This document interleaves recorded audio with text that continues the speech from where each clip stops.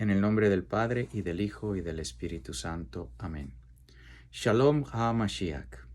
Bienvenidos a este video. Es sobre el 16º domingo de tiempo ordinario. La primera lectura está tomada del libro de la Sabiduría, capítulo 12. No hay más Dios que tú, Señor, que cuidas de todas las cosas.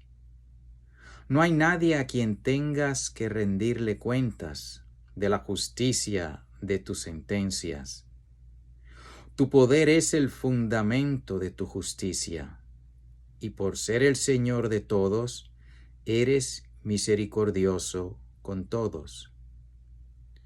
Tú muestras tu fuerza a los que dudan de tu poder soberano, y castigas a quienes, conociéndolo, te desafían.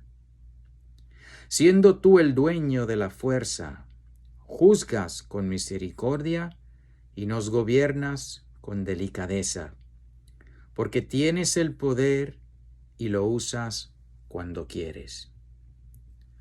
Con todo esto has enseñado a tu pueblo que el justo debe ser humano, y has llenado a tus hijos de una dulce esperanza, ya que al pecador le das tiempo para que se arrepienta.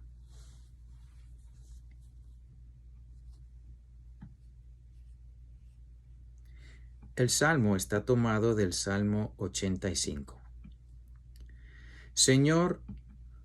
Tú, Señor, eres bueno y clemente. Puesto que eres, Señor, bueno y clemente, y todo amor con quien tu nombre invoca, escucha mi oración, y a mi súplica da respuesta pronta. Tú, Señor, eres bueno y clemente. Señor, todos los pueblos vendrán para adorarte y darte gloria, pues solo tú eres Dios, y tus obras, Señor, son portentosas. Tú, Señor, eres bueno y clemente.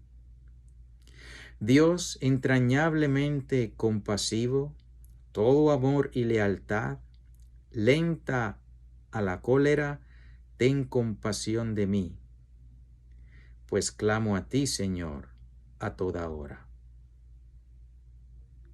Tú, Señor, eres bueno y clemente. Dice lenta a la cólera. ¿Se referirá a la lealtad del Señor, que es lenta a la cólera?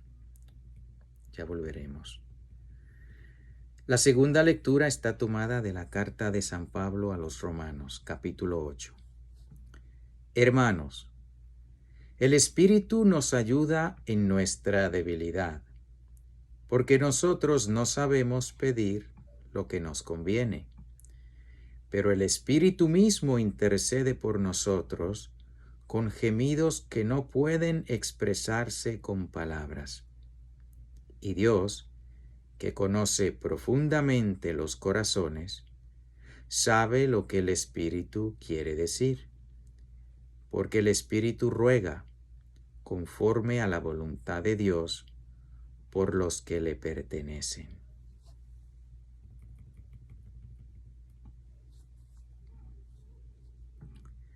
El Evangelio está tomado del Evangelio de San Mateo, capítulo 13. En aquel tiempo, Jesús propuso esta parábola a la muchedumbre. El reino de los cielos se parece a un hombre que sembró buena semilla en su campo, pero mientras los trabajadores dormían, llegó un enemigo del dueño, sembró cizaña entre el trigo y se marchó. Cuando crecieron las plantas y se empezaba a formar la espiga, apareció también la cizaña. Entonces los trabajadores fueron a decirle al amo: Señor, ¿qué no sembraste buena semilla en tu campo? ¿De dónde, pues, salió esta cizaña? El amo les respondió: De seguro lo hizo un enemigo mío. Ellos le dijeron, ¿quieres que vayamos a arrancarla? Pero él les contestó, no, no sea que al arrancar la cizaña arranquen también el trigo. Dejen que crezcan juntos hasta el tiempo de la cosecha. Y cuando llegue la cosecha, diré a los segadores, arranquen primero la cizaña y átenla en gavillas para quemarla, y luego almacenen el trigo en mi granero. Luego les propuso esta otra parábola. El reino de los cielos es semejante a la semilla de mostaza que un hombre siembra en un huerto. Ciertamente es la más pequeña de todas las semillas, pero cuando crece, llega a ser más grande que las hortalizas y se convierte en un arbusto, de manera que los pájaros vienen y hacen su nido en las ramas. Les dijo también otra parábola. El reino de los cielos se parece a un poco de levadura que tomó una mujer y la mezcló con 3 medidas de harina, y toda la masa acabó por fermentar. Jesús decía a la muchedumbre todas estas cosas con parábolas, y sin parábolas nada les decía, para que se cumpliera lo que dijo el profeta: abriré mi boca y les hablaré con parábolas. Anunciaré lo que estaba oculto desde la creación del mundo. Luego despidió a la multitud y se fue a su casa. Entonces se le acercaron sus discípulos y le dijeron, explícanos la parábola de la cizaña sembrada en el campo. Jesús les contestó, el sembrador de la buena semilla es el Hijo del Hombre. El campo es el mundo. La buena semilla son los ciudadanos del reino. La cizaña son los partidarios del maligno. El enemigo que la siembra es el diablo. El tiempo de la cosecha es el fin del mundo, y los segadores son los ángeles. Y así como recogen la cizaña y la queman en el fuego, así sucederá al fin del mundo. El Hijo del Hombre enviará a sus ángeles para que arranquen de su reino a todos los que inducen a otros al pecado y a todos los malvados, y los arrojen en el horno encendido. Allí será el llanto y la desesperación. Entonces los justos brillarán como el sol en el reino de su Padre. El que tenga oídos, que oiga.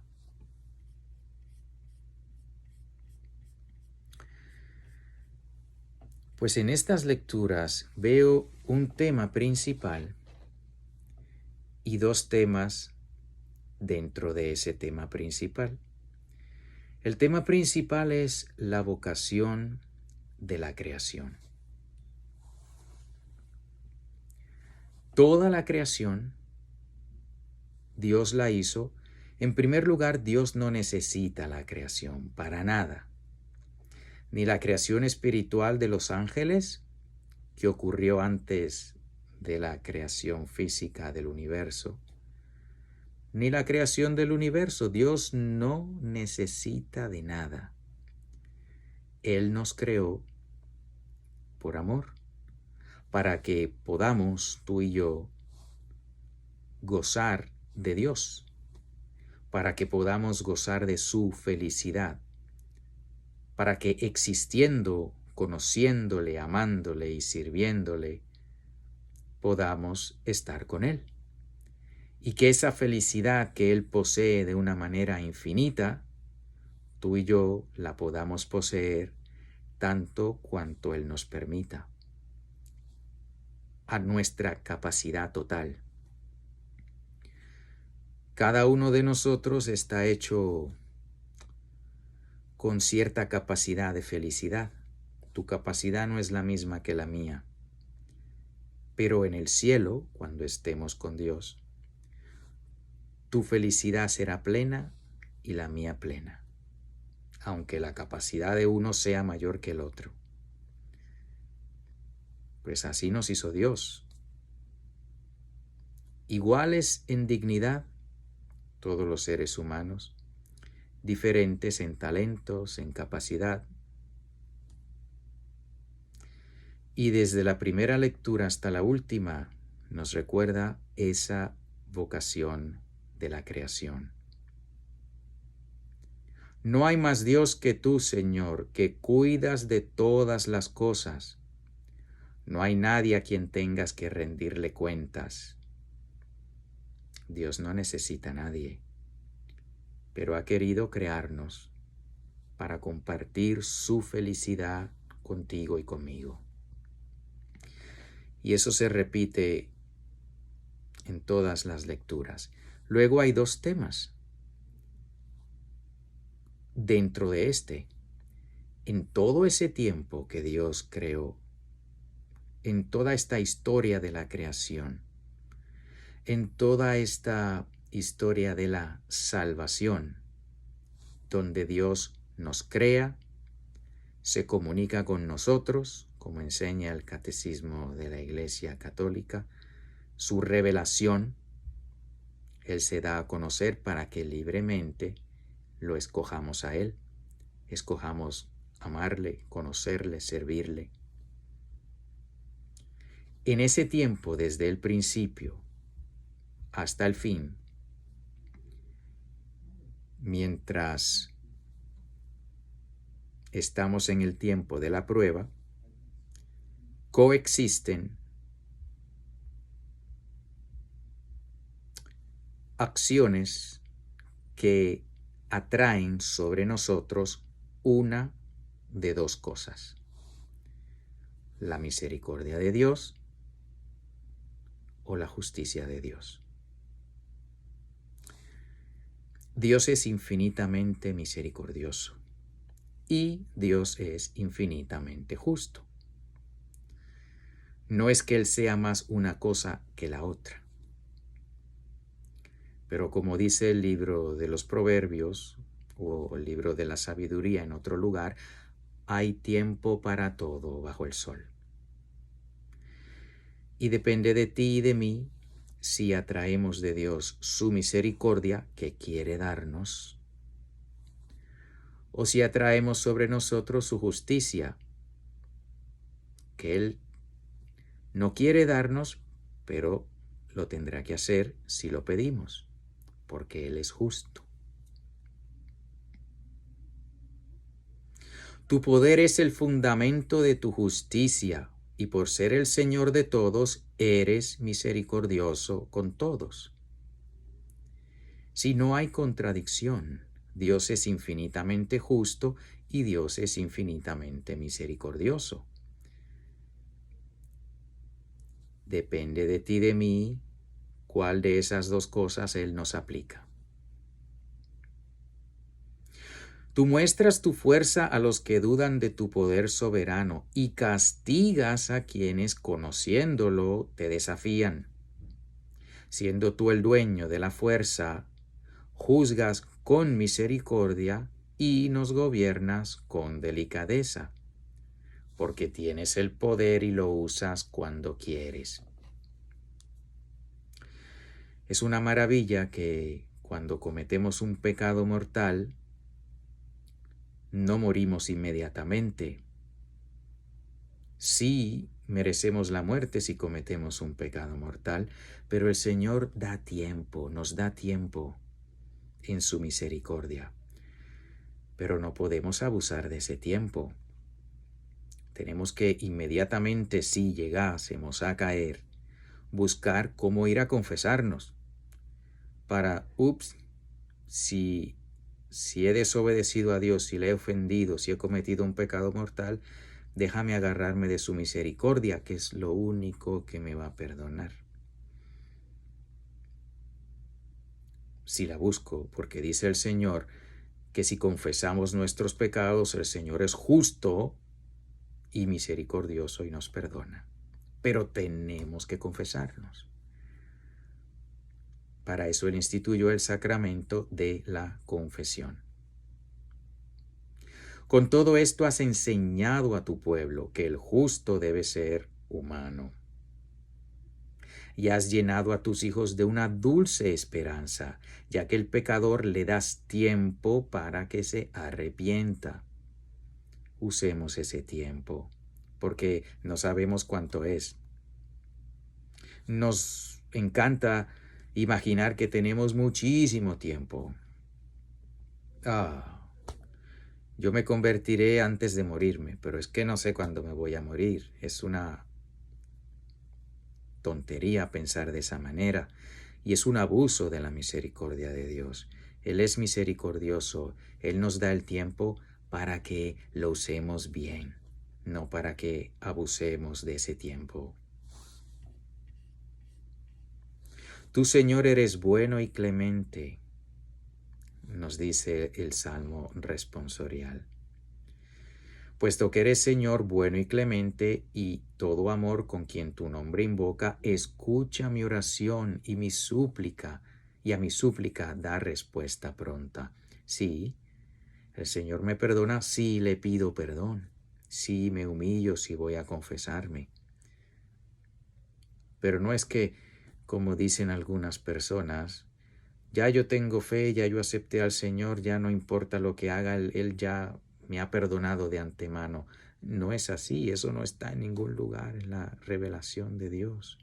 El Señor perdona, sí, sí confieso mis pecados. Eso sí está en la Sagrada Escritura.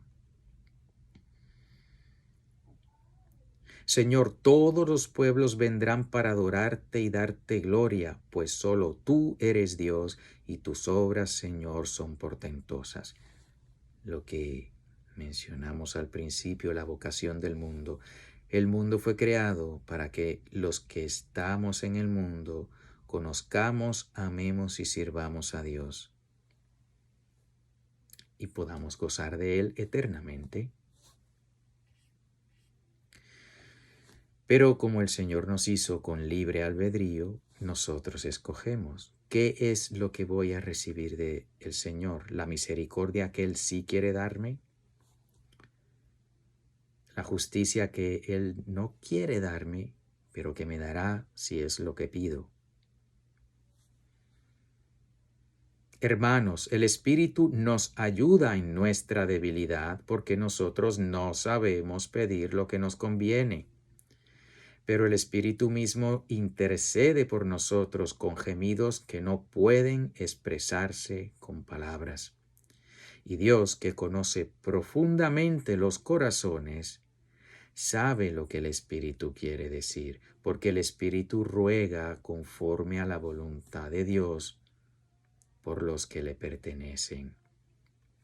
Aquellos que han escogido serle fiel a Dios, pues Dios ayuda a los tales a que le pidan a Dios lo que necesitan, porque no sabemos. Es curioso muchas personas dicen, vamos a pedir por la salud de tal y cual. Sí, pero ¿y qué tal si el Señor quiere esa enfermedad para tal y cual, para su santificación y salvación eterna, o para la salvación eterna de otros? No sabemos. Por eso, una mejor oración sería, Señor, lo que tú quieras, cuando tú quieras y como tú quieras, porque tú sabes, Señor, y yo no sé. A mí me puede parecer que lo mejor es que se sane esa persona, pero ¿qué tal si se sana y luego termina cometiendo pecado y muriendo en pecado y condenándose? No sabemos qué pedir, el Espíritu sí, así que pidámosle al Espíritu Santo que nos ilumine. ¿Qué debo pedir? Y si el Señor en su infinita justicia y misericordia no me pone claro qué es lo que debo pedir, pues puedo siempre pedir, Señor, lo que tú quieras, cuando tú quieras, como tú quieras. Que fulano tiene cáncer, Señor, acuérdate de él. dale a este hermano con cáncer todas las gracias que tú quieres darles, las que le van a ayudar a salvarse, porque tú las sabes y yo no. Todo eso mientras estamos a este lado de la eternidad, que tenemos lo bueno y lo malo, que tenemos la oportunidad o de recibir la misericordia de Dios o su justicia, que tenemos la oportunidad de ser trigo o cizaña. Por eso debemos constantemente pedir y convertirnos. La conversión no es una cosa de una vez y ya. Es como nacer, es cierto, nací hace años, pero si no sigo comiendo, pues voy a dejar de estar vivo. Pues sí, tuvimos una conversión en un momento dado por la gracia de Dios, pero hay que seguir con conversiones, con una conversión diaria. Y en el Evangelio, pues estas tres ejemplos, estas tres parábolas que nos da el Señor, la más grande es sobre el trigo y la cizaña. En el mundo hay trigo y hay cizaña, y en mi corazón también hay trigo y hay cizaña. Y debo luchar contra la cizaña. San Pablo llama también el hombre viejo que llevamos dentro, el Adán, que lucha, por así decirlo, con el hombre nuevo que recibimos en el bautismo. Hemos sido injertados a Cristo. La lucha diaria por hacer la voluntad de Dios. San Pablo le dijo al Señor, no sabemos qué fue, pero dijo, tengo esta espina que le he pedido al Señor 3 veces que me la quite, y Él me dijo, mi gracia es suficiente. Pues lo mismo que pasa en el mundo pasa en nuestro corazón. Quisiéramos no tener ciertas tendencias, pero el Señor así lo quiere, que esté ahí, no para que le digamos que sí a esas tendencias, sino para que podamos mostrarle nuestro amor a Cristo, peleando contra esas tendencias pecaminosas. Y al final, pues Él se encargará. Y al final, que es aquí, volvemos al tema de la vocación del mundo, al final ya no habrá más cizaña. Vendrán los ángeles, y así como recogen la cizaña y la queman en el fuego, así sucederá al fin del mundo. El Hijo del Hombre enviará a sus ángeles para que arranquen de su reino a todos los que inducen a otros al pecado y a todos los malvados.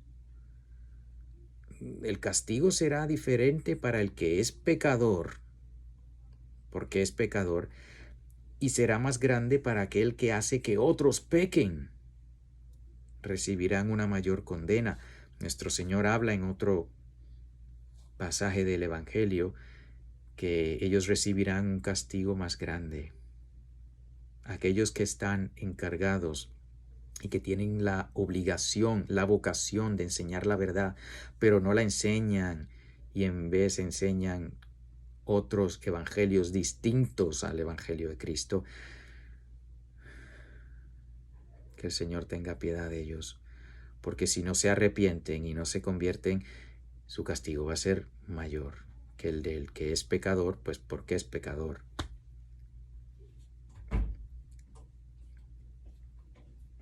Y los arrojen en el horno encendido. Allí será el llanto y la desesperación. Entonces los justos brillarán como el sol en el reino de su Padre. El que tenga oídos, que oiga.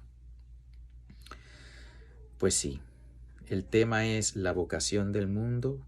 El mundo, tú y yo, somos creados para conocer, amar y servir a Dios nuestro Señor, y mediante esto salvar nuestra alma. No hay otra. Y eso implica una conversión diaria, una lucha diaria, un escoger al trigo y no a la cizaña, hacer la voluntad de Dios, estar atentos a lo que Dios quiere que tú y yo hagamos, atentos a la enseñanza de la Iglesia, al catecismo de la Iglesia Católica, al magisterio de la Iglesia Católica, que hasta ahora tenemos el magisterio hasta el Papa Benedicto XVI. Luego que él dejó de ser el obispo de Roma, siguió siendo el vicario de Cristo, pero ya no el obispo de Roma, pues el mensaje que estamos recibiendo desde Roma ya no es el mensaje del Evangelio. Tal vez con algunas cositas que sí, pero con mucho veneno. Y así como yo no le daría a mi hijo un plato de arroz que solamente tenga 10 granos con veneno y el resto no, no le voy a dar ese plato. Pero el Señor es bueno y misericordioso. Él no abandona a su iglesia. No es la primera vez que no hemos tenido vicario de Cristo y el Señor sigue cuidando a su iglesia y ya nos vendrá, ya nos dará, según las profecías de San Malaquías, queda otro papa, Pedro el Romano. ¿Cuándo Dios nos dará a Pedro el Romano para la última batalla final? Pues cuando Él quiera, porque Él es Dios. Pero estar atento, vivir en la gracia, confesarnos, luchar por hacer la voluntad de Dios. Es lo que nos queda. Que el Señor nos bendiga. Marránata, Marránata, Marránata. En el nombre del Padre, y del Hijo, y del Espíritu Santo. Amén.